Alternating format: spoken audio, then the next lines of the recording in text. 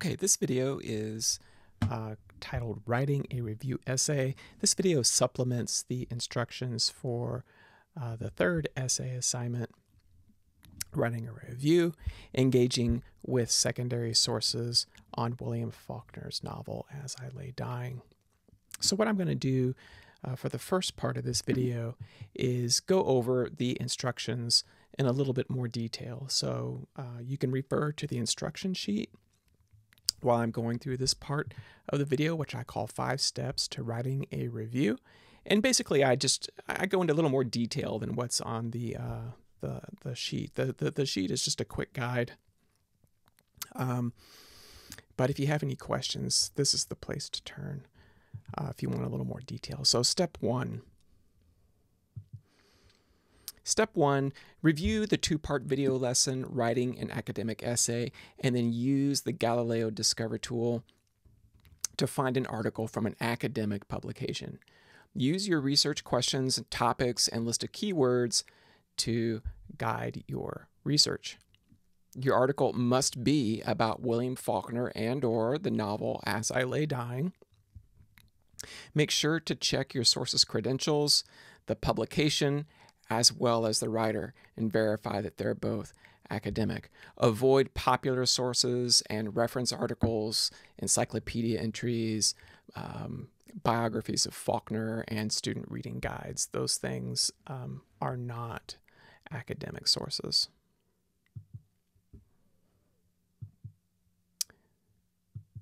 Step 2. Once you've chosen an article that addresses your research interests, print out a copy that you can read and annotate. Talk about annotating your primary source in the 2-part video series, Writing an Academic Essay. The same goes for your secondary source. Annotate your secondary source. Annotating the article will make it much easier to organize your ideas and write the essay later. And you want to give you some objectives for writing about this article, and those objectives could also guide your annotations. So remember, scholarly articles in any field are going to be written for an academic audience. They're challenging for inexperienced readers and therefore require concentration and patience. Multiple readings. Don't try to read the entire article at once. Pace everything out. I recommend reading the entire article through at least once, even before you start annotating it. Once you annotate, try to identify the writer's thesis or the main purpose of the article. What's the big idea that the writer is trying to get across? And then identify 3 claims that support that thesis, and then the textual evidence from the novel that the writer uses to support those claims. All this is information you're going to need when you write your review essay. That's step 2.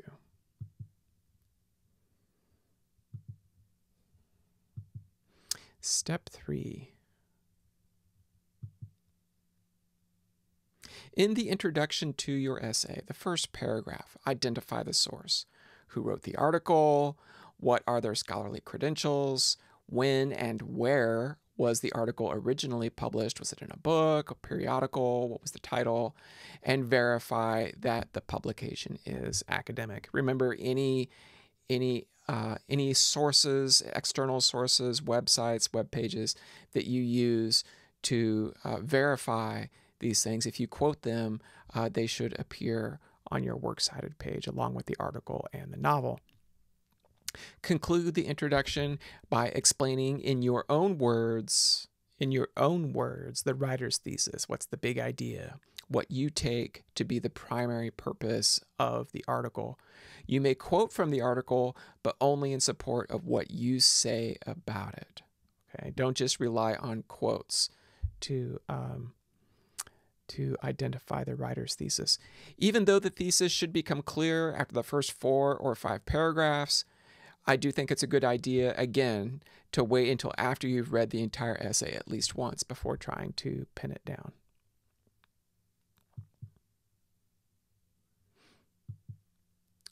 Step 4.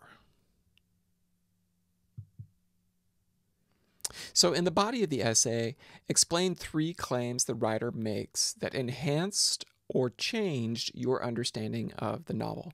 Remember, a claim is a statement of fact that requires evidence to be persuasive.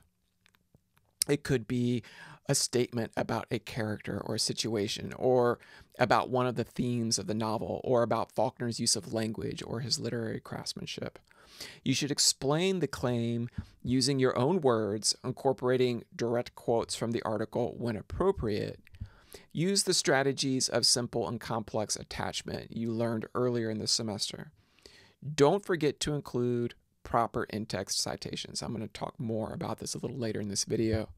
After explaining the writer's claim, share some of the evidence from the novel that the writer uses to support it. Give each claim its own paragraph and use transitional words and phrases to show how the three claims fit together, how they build on one another, and how they support the writer's thesis.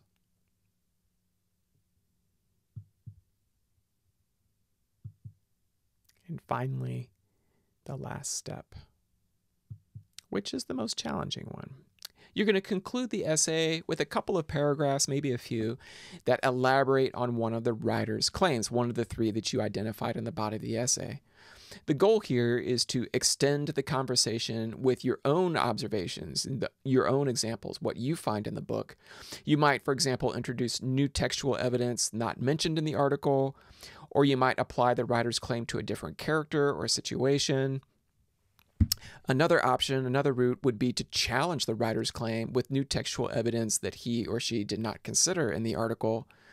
This part of the essay is an opportunity for you to share some of your own ideas about the novel, to show that you're a knowledge producer rather than just a knowledge consumer.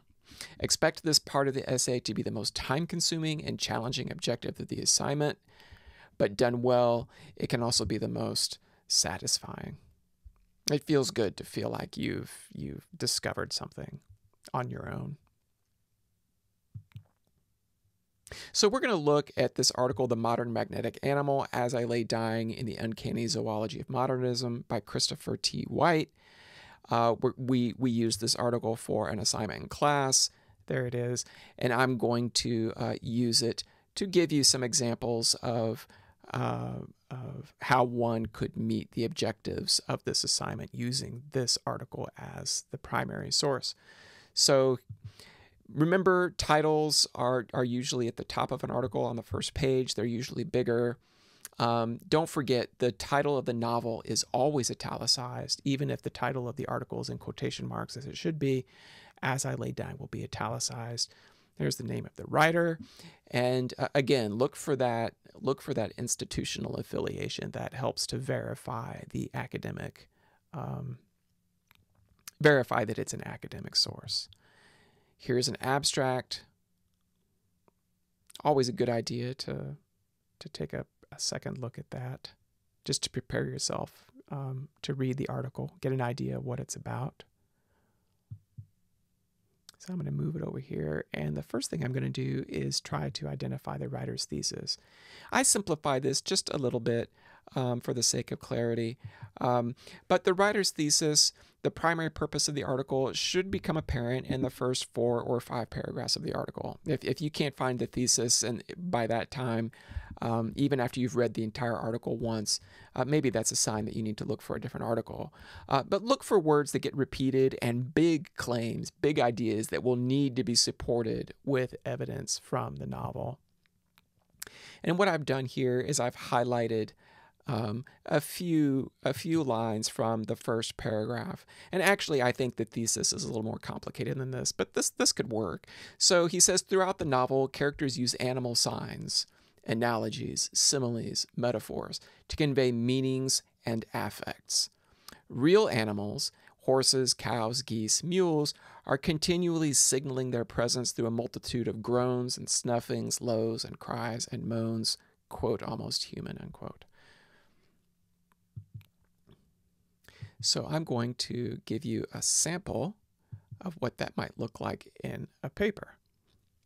So White's analysis of As I Lay Dying focuses on animals, specifically the way Faulkner's characters use animals as analogies, similes, metaphors. Notice how I'm explaining the writer's thesis in my own words and incorporating key phrases, integrating them in to my explanation of the writer's thesis. So he uses these animals to process their feelings and experiences, the feelings and experiences of the characters. But Faulkner also gives voice to actual animals, signaling their presence, White writes, through a multitude of groans and snuffings, lows and cries and moans, almost human.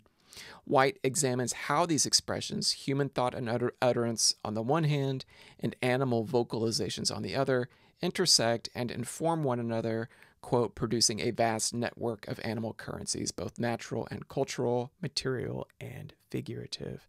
So notice how I'm using integration in, I think all of these examples of quotations are integrated. But look at how I handle his parenthetical citation. I do not include his parenthetical citation from the novel in my quotation, and I also make sure that his quotes from the novel are inside single quotation marks, as you can see right there in the example that I am pointing to. So compare that on the left with the original on the right. At any time in this, if you need to pause to do this, that would be fine. Just hit the pause button and take a look. Make sure you can see all the things I'm pointing out. So remember, you only need to find 3 claims that support the writer's thesis. It is not necessary to summarize the entire article. There will be parts of it more than likely that you don't understand completely. You're just trying to find 3 things that you get. So focus on what you understand, claims that make sense to you, and address your research interests. So one of the claims that I isolated here right at the beginning in the very first section of the article, sort of the article proper after the 4 or 5 paragraph introduction to it. Throughout As I Lay Dying, characters exchange attributes with their non-human counterparts, he says. So here's a claim that I've identified. Okay, here's something he says is true. Characters exchange attributes with their non-human counterparts. So that's a claim that he makes. Now I need to look for the evidence from the novel that White uses to support that claim. So he says here, a horse is described as moaning and groaning like a natural man. Characters are likened to animals. Early in the novel, Jewel describes his neighbors hovering around Addie like buzzards. So there's a couple of examples that support the claim that he made above.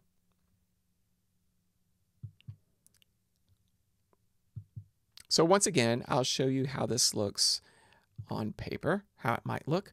So as evidence of what he has called a, quote, network of animal currencies, unquote, White focuses our attention on the ways that animals sometimes look and behave like human beings and how human beings are sometimes like animals. Now, the reason I did not put a parenthetical citation after network of animal currencies is because I had already used that quote earlier, and I don't need to keep repeating the parenthetical citation for the same phrase that I've quoted over and over again. So I've used a complex attachment here with my next quotation. White focuses our attention on the ways that animals sometimes look and behave like human beings and how human beings are sometimes like animals. Here's the quote. Animals take on human characteristics, and characters exchange attributes with their non-human counterparts. He gives the example of a buzzard described in the novel as an old bald-headed man, and a horse moaning and groaning like a natural man. Meanwhile, the family and neighbors gathered round a dying Addie are described by Jewel as being like buzzards.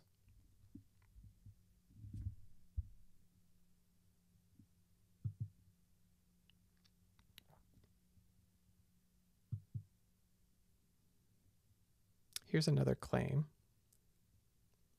This one's interesting because I think the claim actually makes most sense to me after the evidence that he gives for it. So the claim is really, as Vardaman experiences a profound affective recharge, a magnetic transference of life from the horse to the child, thus allowing him to go on about his business of driving off Peabody's team of horses.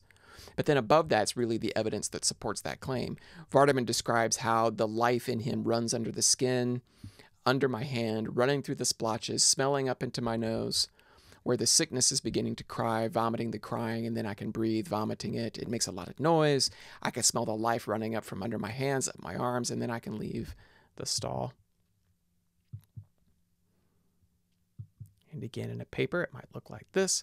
Besides pointing out numerous images and metaphors, White delves into the more complex topic of animal communication, pointing out instances where emotions and energies seem to transfer from beast to man, a process he describes as animal magnetism. One of the earliest examples he gives is when Vardaman, distraught over Addie's recent death, finds himself alone in the barn with Jules' horse and experiences a kind of communion with the animal that converts his grief into motive to act. And again, complex attachment. Life in him, square brackets, Jules' horse, runs under the skin, under my hand. I can smell the life running up from under my hands, up my arms, and then I can leave the stall. Notice that I don't quote as much as White did in his article. I used an ellipsis to cut some of that quote and pare it down a little bit. As White explains, Vardaman experiences a surge of power, a profound affective recharge, a magnetic transference of life from the horse to the child, thus allowing him to go on about his business of driving off Peabody's team.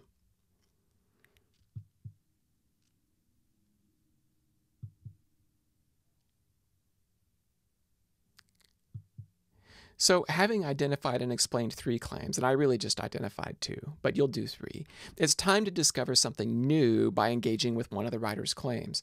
So again, this is step 5. You might do this by finding new textual evidence that provides further support for the claim, or challenge the claim with evidence the writer did not consider. Remember, the goal is to add original ideas to the conversation. So the claim that I focus on, this is the 3rd claim that I've considered in this video, is about Dewey Dill and the cow, and what he calls Dewey Dill's corporeal affinity with the cow, and how she uses the name Leif or Laffy. I'm not sure how to pronounce his name, but in uttering his name, Dewey Dill fantasizes Leif's presence in the barn, as if speaking the name aloud would call forth his body. Dewey Dill's desperation, her struggle alone to hide and bear her secret, that is the secret of her pregnancy by Leif, is juxtaposed with the cow's desperate need to be milked, relieved of its own burden. So I thought that was a pretty cool claim. I really like how White explained that, and I want to build on that. I want to expand on that. So I'm going to show you some things that I did. So another example of animal magnetism in Dewey Dill's corporeal affinity with the cow immediately following Addie's death. By this point in the novel, the reader already knows the secret of her pregnancy.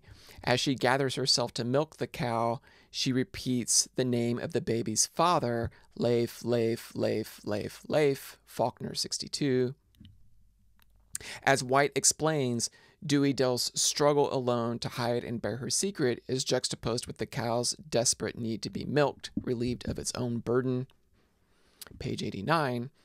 White does not, and here's my first example, White does not account for the fact that of the 5 consecutive mentions of Leif's name, only one is a vocal utterance, because it's in quotation marks there in the middle. It's the one in the middle, suggesting that it is indeed the cow's lowing that compels Dewey Dill to speak.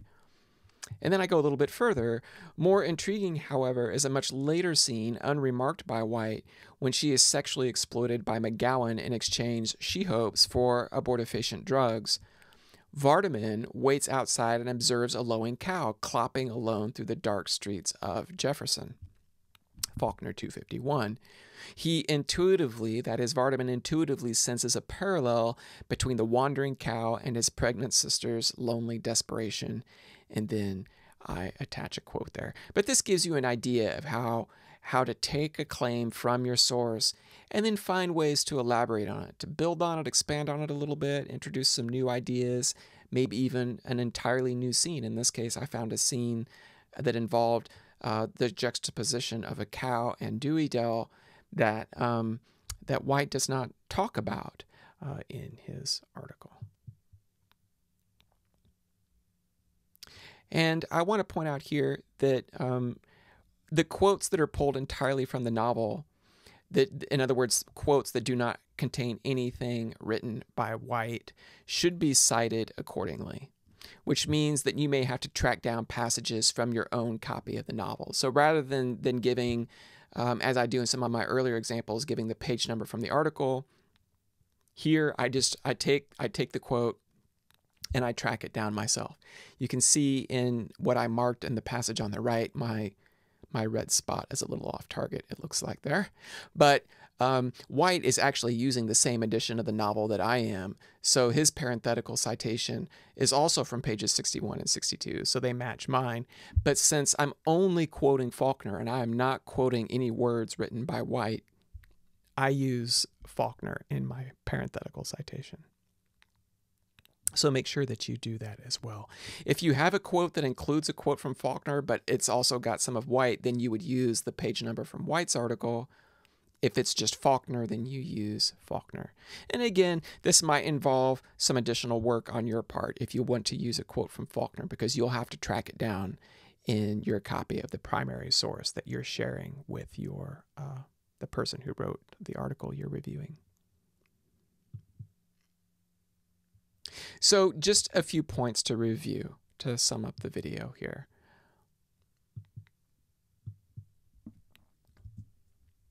Use the literary present tense when citing primary and secondary sources. If you need to review what the literary present tense is, look at the video MLA Guidelines for Citing Sources Part 2. I also use the literary present tense in all the examples that I just showed you. So all of my verbs are in the present tense. When you quote a passage from the article that also includes a quote from the novel, remember to use single quotation marks to distinguish Faulkner's material from the writer of the article. And a third reminder, any quote that comes entirely from the novel, even if you found it in the article, should be cited as Faulkner's, which means you've got to find it in your copy of the novel and make sure that you have the right page number. Make sure your parenthetical citations are accurate.